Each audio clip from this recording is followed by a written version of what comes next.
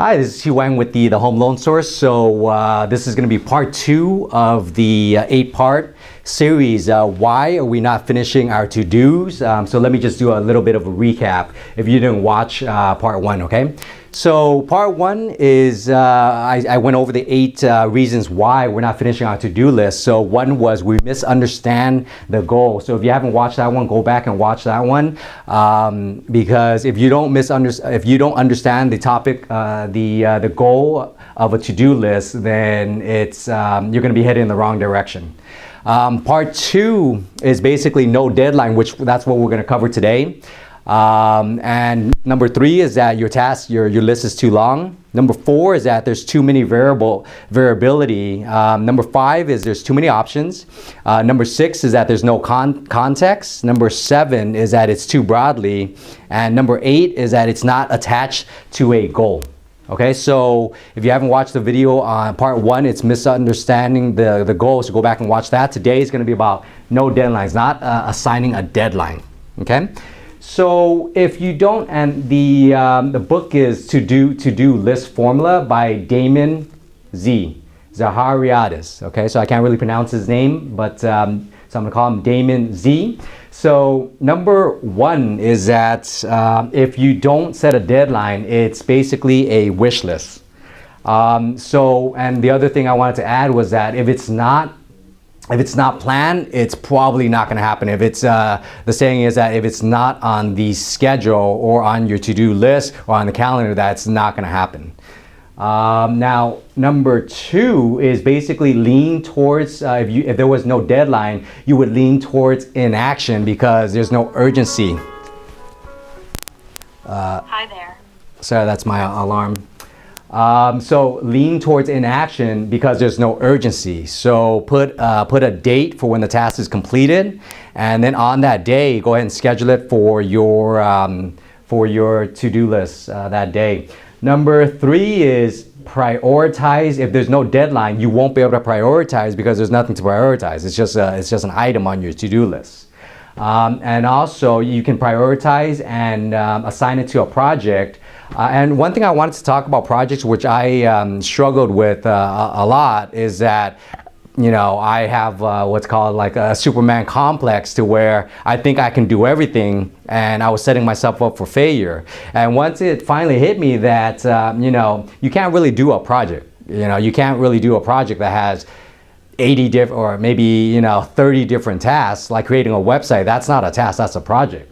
So you can't do a project, so you have to break down those projects into clear tasks. The hardest part is thinking about the project and breaking down the actionable steps, the actionable next steps that you can do. Okay. So number 4 is break down the time that it takes and schedule enough time. So I'm always the type that, you know, I set a task and I'm always rushing to get through things. Well, that becomes very stressful. So what I found was that when I scheduled time and when I started to feel stressed out, I just told myself, this is what I'm supposed to be doing right now. And if I didn't finish that task, I would actually roll into another 25-minute session, which I wanted to go over. I don't know if you can see this, but it's the Pomodoro Technique, where you set a alarm clock or a timer for 25 minutes, and you work on that specific task for just 25 minutes, and then you take a break for 1 to 3 minutes. The one thing is that if you start the task and if you don't finish it, chances are you're going to want to finish it, and that's what I find that I do. And so procrastination. Now, if there was a deadline, basically, you know, it would help with procrastination. Now, each task, what I found out was that, you know, I had bigger goals, but also too, each one of these tasks on my to-do list was now my goal for that day. So each one, accomplishing each one was a major thing for me. And so separate, what I found was that, you know, if you separate yourself from the task and the task from the project, that it's easier to just work on that specific task because there was an emotion tied to that task. So now when I'm looking at a sheet, I process loans, so sometimes there's a lot of emotion involved. But when I look at that task, I try to just look at that specific task without thinking.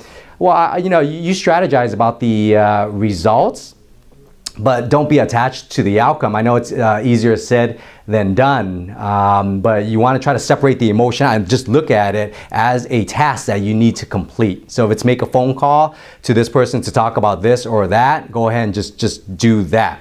And don't think too much else into it. Otherwise, you'll have analysis paralysis by analysis.